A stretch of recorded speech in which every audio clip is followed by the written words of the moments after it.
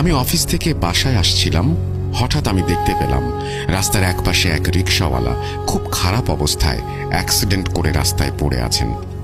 আমি দ্রুত তার কাছে গেলাম এবং দেখতে পেলাম তার অবস্থা খুবই খারাপ, তাকে দ্রুত হাসপাতালে নিয়ে যাওয়া প্রয়োজন। আমি একটি অটো ভাড়া করে হাসপাতালে নিয়ে আসলাম লোকটিকে এবং তার অবস্থা ভয়ঙ্কর হওয়ার কারণে জরুরি বিভাগে নিয়ে যাওয়া হলো। হাসপাতালে নিয়ে আসার সময় লোকটির থেকে আমি তার বাসার ঠিকানা জেনে নিয়েছিলাম। তার বাড়ি চাঁদপুর গ্রামে। এরপর আমি বাসায় চলে আসলাম। দুঃসংবাদটি আসলো ঠিক তার পরের দিনই হাসপাতাল থেকে আমাকে ফোন দিয়ে জানানো হলো লোকটি মারা গিয়েছে। আমি বেশ শোকাহত। দায়িত্ববোধ থেকে লোকটির ব্যাপারে কিছুটা সন্ধান করলাম এবং যা জানতে পারলাম তা জেনে খুবই অবাক হলাম। এই শহরে লোকটির আপন আত্মীয় বলতে কেউই নেই, তিনি একাই থাকতেন এই শহরে। আমি সিদ্ধান্ত নিলাম যে আমি লোকটির মৃতদেহ তার নিজ জন্মস্থান চাঁদ গ্রামে পাঠিয়ে দেব। আমি আমার এলাকার এক ছোট ভাইকে সঙ্গে নিয়ে একটা অ্যাম্বুলেন্স ভাড়া করলাম। এরপর হাসপাতালের সমস্ত কাগজপত্রের কাজ শেষ করে হাসপাতাল থেকে লাশটি নিয়ে বের হতেই মাগরিবের আজান দিয়ে দিল। অ্যাম্বুলেন্স ছুটে চলেছে মানিকগঞ্জ মহাসড়ক দিয়ে। পাটুরিয়া ফেরিঘাটে যাওয়ার পর বেশ কিছু সময় পার হয়ে আসলো। ফেরি পার হয়ে নদীর ওপারে যেতে যেতে রাত 8টা বেজে গেল। রাতের এই নির্জন রাস্তায় অ্যাম্বুলেন্স বেশ গতিতে ছুটে চলছে। এতক্ষণ পর্যন্ত আমাদের সাথে তেমন কোনো অস্বাভাবিক ঘটনা ঘটেনি, কিন্তু এই নির্জন রাস্তায় হঠাৎ গাড়িটির যেন ওজন বেড়ে গেল, যার ফলে আমাদেরও কেমন একটা বাড়তি চাপ অনুভূত হচ্ছিল। আর সেই সাথে গাড়ির গতিও যেন কমতে শুরু করেছে। গাড়ির চালকও ব্যাপারটা বুঝতে পারল না। এবার আমরা সবাই খেয়াল করলাম যে সামনে বাসটি হঠাৎ আঁকা বাঁকা পথে যেতে যেতে একটি গাছের সাথে ধাক্কা খেল। অ্যাম্বুলেন্স চালক দ্রুত গাড়ি ব্রেক করে রাস্তার পাশে রাখলো এবং সবাই ওই বাসটির দিকে ছুটে গেলাম। বাসটির চালকটিকে দেখে মনে হলো সে খুব ভয় পেয়ে গেছে। আমি ওই বাস চালককে জিজ্ঞাসা করলাম, কি হয়েছে ভাই, এমন আঁকা বাঁকা ভাবে গাড়ি চালাচ্ছেন যে? চালকটি একটু ভয়ের সাথে আমাকে বলল, এই রাস্তাটি খুব ভয়ানক। রাতের বেলা গাড়ির সামনে হঠাৎ করে কেউ সাদা কাপড় পরে রাস্তা পারাপার হয়। অনেক গাড়ি চালক এই দৃশ্য দেখে গাড়ি খুব দ্রুত ব্রেক করতে গিয়ে অ্যাক্সিডেন্টের শিকার হয়েছে। এই কথা শুনে আমি কিছুটা ভয় পেয়ে গেলাম। কিছু সময় পর আমরা আবার যাত্রা শুরু করলাম। হঠাৎ করে আমি লাশটিকে দেখার জন্য পেছনের জানালার দিকে তাকালাম এবং যা দেখতে পেলাম তা দেখার জন্য আমি একদমই প্রস্তুত ছিলাম না। আমি দেখলাম লাশটি আমার সামনেই যেন উঠে বসলো। বলে রাখা ভালো, ছোট ভাইয়ের নাম হলো রবিন। রবিনকে বললাম, আমি কিছুটা ভয় পেয়ে বসে থাকলাম। এই দৃশ্য দেখে ড্রাইভার অ্যাম্বুলেন্সটিকে রাস্তার একপাশে থামিয়ে ড্রাইভার ও রবিন দুইজন জানলার দিকে তাকিয়ে দেখল, কিন্তু তারা কোনো অস্বাভাবিক কোনো কিছুই দেখতে পেল না। রবিন আমাকে বলল, কেবলমাত্র একটি দুর্ঘটনা দেখছেন, তাই হয়তো চোখে ভুল দেখছেন। আমিও ভাবলাম হবে হয়তো তাই। আবার গাড়ি ঠিক মতো চলতে শুরু করলো। কিছু দূর যাবার পর হঠাৎ করে গাড়ির চালক দেখতে পেলেন গাড়ির সামনের রাস্তায় সাদা কাপড় পরা একজন দাঁড়িয়ে আছে। গাড়ি চালক অনেক ভয় পেয়ে গেলেন এবং সঙ্গে সঙ্গে ব্রেক করলেন। আমি এবং রবিন বেশ অবাক হলাম। ড্রাইভার আমাদের জিজ্ঞেস করলেন, দেখেন তো সামনে কে? কিন্তু আশ্চর্যের বিষয় হলো আমি এবং রবিন সামনে কিছুই দেখতে পেলাম না। তখন আমরা সবাই বুঝতে পারলাম যে আমাদের সাথে খুব খারাপ কিছু হতে চলেছে। ঘড়িতে তখন সময় রাত 10টা। এরপর থেকেই শুরু হলো নানান অস্বাভাবিক ঘটনা। পেছন থেকে কারো নাম ধরে ডাকার শব্দ, আবার কখনো ভীষণ কান্নার শব্দ। কেউ সাহস করে পেছনে তাকাতে পারছে না। এভাবে অ্যাম্বুলেন্সটি পদ্মা নদীর কাছে এসে থেমে গেল। এখান থেকে নৌকায় করে লাশটিকে নিয়ে যেতে হবে। এই গভীর রাতে যে দুই একটা নৌকার মাঝে ছিল তারা কেউই এই রাতে লাশ নিয়ে পার হতে রাজি হচ্ছিল না। অবশেষে একটি বৃদ্ধ মাঝি লাশটিকে নিয়ে নদী পার হতে রাজি হন। কিছু দূর যাবার পর দেখা গেল নৌকাটি এই বুঝি ডুবে যাবে, কিন্তু আশেপাশের নদীর পানিতে কোনো স্রোতই নেই। আমি আর রবিন খুব ভয় পেয়ে গেলাম এই দৃশ্য দেখে। মাঝ নদীতে নৌকাতে আসতেই কিছু সবুজ আলো নৌকাটিকে ঘিরে ফেলল। বৃদ্ধ মাঝি বলল, আপনারা বেশি বেশি দোয়া দুরুদ পড়ুন। লাশ নিয়ে নদীতে আসলে এমনটাই হয়, ভয় না পেয়ে দোয়া দুরুদ পড়ুন। আনুমানিক 1 ঘন্টা পর নদী থেকে নৌকাটি খালে আসলো। খাল দিয়ে কিছুক্ষণ যাওয়ার পর নৌকাটি আবার হেলতে দুলতে শুরু করলো।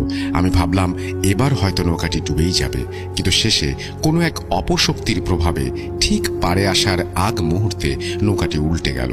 অনেক কষ্ট করে আমি আর রবিন লাশটিকে পানির ওপরে তুললাম। বৃদ্ধ মাঝিটি আমাদের জিজ্ঞাসা করলো যে আপনারা কি কিছু বুঝতে পারছেন? এই লাশটিকে নেয়ার জন্য খারাপ জিনগুলো আমাদের নৌকাকে ঘিরে ধরেছিল। অনেক খারাপ জিন আছে যারা লাশ খেয়ে ফেলে। আপনারা যত তাড়াতাড়ি পারেন লাশটিকে দাফন করে দিন। আমি আর রবিন মাঝিকে বিদায় দিয়ে অনেক খোঁজাখুঁজি করে একটি ভ্যান গাড়ি নিয়ে আসলাম। ভ্যান চালক সহ আমরা দুইজন মিলে অনেক কষ্ট করে লাশটিকে ভ্যানে উঠালাম।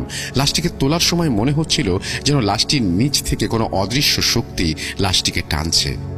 চাঁদ গ্রামের ঠিকানা মতে ভ্যান চালক আমাদের নিয়ে যেতে লাগলো। কি ভাবছেন? ঘটনা এখানেই শেষ? বলা যায় ঘটনা এখান থেকেই শুরু। তারপর ভ্যান চালক বলল 30 মিনিটের মধ্যেই আমরা চাঁদ গ্রামে পৌঁছে যাব। এবার লোকালয় ছেড়ে নির্জন রাস্তা দিয়ে ভ্যানটি চলা শুরু করলো।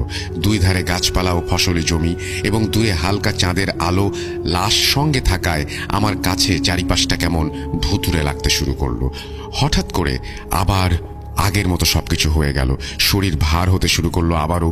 ভ্যান চালক যেন আর টানতে পারছে না গাড়ি। মনে হচ্ছিল যেন ভ্যানের ওপর দিয়ে অনেকজন মিলে বসে আছে। ভ্যান চালক অনেক ভয় পেয়ে গেল, কিন্তু আমি আর রবিন বুঝতে পারলাম যে এইগুলো হলো সেই খারাপ জিনগুলো যারা লাশ খাওয়ার জন্য ঘুরে বেড়াচ্ছে। হঠাৎ আমার মনে হচ্ছিল আমাকে কেউ পেছন থেকে ধাক্কা দিচ্ছে। তখন আমরা তিনজনই পেছনের দিকে তাকালাম, দেখলাম লাশটি উঠে বসেছে। এই দৃশ্য দেখে আমরা তিনজন চিৎকার করে ভ্যান ছেড়ে দৌড় দিলাম। এবার কিছু দূর যাওয়ার পর আমরা মানুষের বসত বাড়ি দেখতে পেয়ে তিনজন ডাকাডাকি শুরু করলাম। আমাদের এই চিৎকার চেঁচামেচি শুনে কয়েকজন লোক একত্রিত হলো।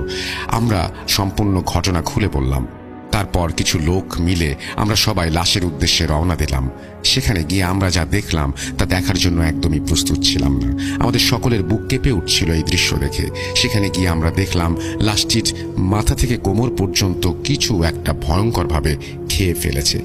আমাদের হাত পা ঠান্ডা হয়ে গেল এবং ওই আধ খাওয়া লাশটিকেই দ্রুত পাশের একটি কবরে দাফন করে দেওয়া হলো। ওই রাতে আমি আর রবিন গ্রামের এক বাড়িতেই থেকে গেলাম। ওই রাতটি আমি আর রবিন একদমই ঘুমোতে পারিনি। তারপর সকালবেলা আমরা আবার বাসার উদ্দেশ্যে রওনা দিলাম।